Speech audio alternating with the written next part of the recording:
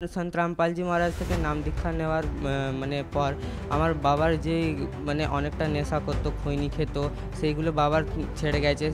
মানে বাবার খৈনি নেশাটা ছেড়ে গেছে, তার তার ফলে আমিও শান্তি পেয়েছি, আমিও মানে হয়েছি, উপকৃত হয়েছি। তার আর আমার যে মা ছিল, মাকে অনেকটা ভূত প্রেতে বাঁধা ছিল। আমরা তো দেখতে পেতাম না ভূতগুলোকে, কিন্তু আমার মা বসে থাকতো এমনি, বসে থাকতো ঘরের মধ্যে।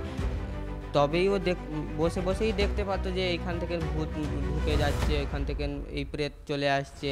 একবার কি হয়েছিল, আমার মা বসেছিল এমনি রান্না করছিল, তখন ও দেখছে যে পেছনের দরজা থেকে 20-25 জন এরম করে ভূতগুলো আসার জন্য চেষ্টা করছে, কিন্তু ওরা নিজেতেই মানে কথা বলছে, নিজের এই ভূতগুলোই নিজে কথা বলছে যে এরা তো, যে সন্ধ্যা আরতি চলছিল তখন সন্ত রামপালজি মহারাজের যে সন্ধ্যা আরতি হয়, সেটা সন্ধ্যা আরতি মা চালিয়েছিল।